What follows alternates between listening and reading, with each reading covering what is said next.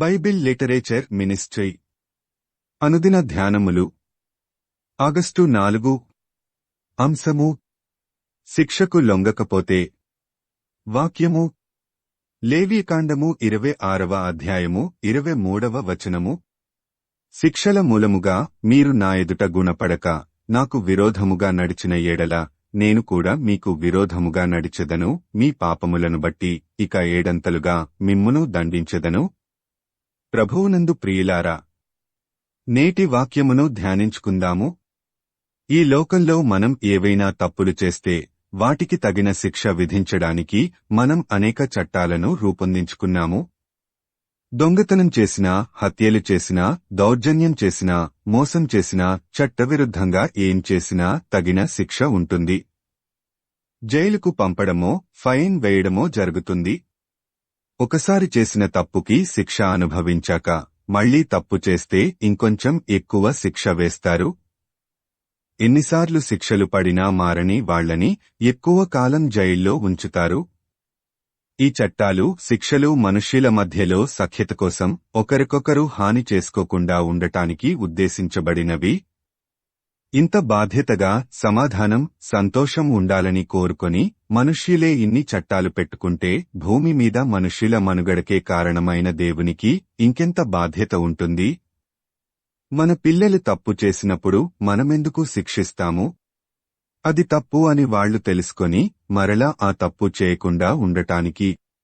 మనము కూడా దేవునికి అవిధేయులమై పాపము చేస్తే మనకు శిక్ష వస్తుంది.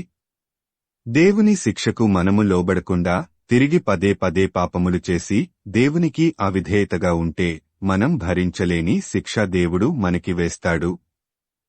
ఇలా ఎన్నిసార్లు మనం లోబడకుండా దేవునికి విరోధంగా నడుస్తామో ప్రతిసారి ఇంకా కఠినమైన శిక్షను మనం అనుభవించవలసి ఉంటుంది. లోబడని తమ హృదయములు లొంగి తాము చేసిన దోషమునకు ప్రతిదండనను అనుభవించితిమని ఒప్పుకొనిన ఎడల లేవియకాండము 26:41. దేవుడు మనల్ని శిక్షించిన వెంటనే మనం దేవుని దగ్గర మన పాపములు ఒప్పుకొని క్షమాపణ అడిగితే దేవుడు మన పాపములు క్షమించి మనలను ఆశీర్వదిస్తాడు.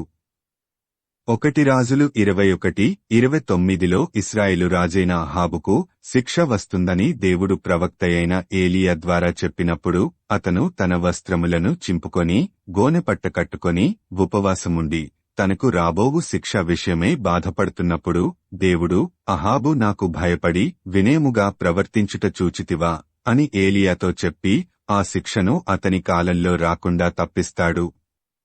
మన పాపములకు తగిన శిక్ష దేవుని దగ్గర నుండి రాకముందే మనల్ని మనం తగ్గించుకొని దేవుని దగ్గర వేడుకుంటే దేవుడు మనకు రావలసిన శిక్ష నుండి తప్పిస్తాడు.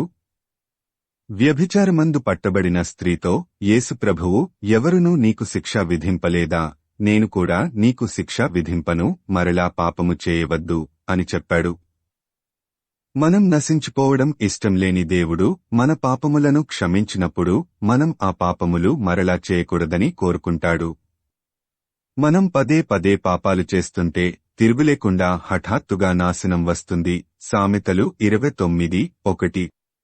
ఒకవేళ నీవు పాపపు జీవితంలో జీవిస్తున్నట్లయితే నీ పాపములు ఒప్పుకొని పశ్చాత్తాప హృదయంతో దేవుని దగ్గరకు రావడానికి నీవు సిద్ధమా? ప్రార్థించుకుందాము. ప్రభువా, ఈ లోకములో జీవించినంతకాలము మేము పాపము చేసి శిక్షింపబడకుండా నీకు లోబడి ఉండి పాపము చేయకుండా ఉండే శక్తిని దయచేయమని యేసయ్య నామమున అడుగుతున్నాము తండ్రి. ఆమేన్.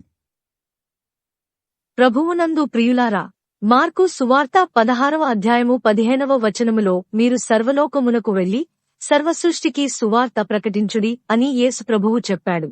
కాబట్టి సువార్తను ప్రకటించడంలో భాగంగా ఈ వాక్యమును మీ స్నేహితులు, బంధువులకు షేర్ చేయమని ప్రభువు నామమున కోరుతున్నాను. దేవుడు మిమ్మును దీవించునుగాక.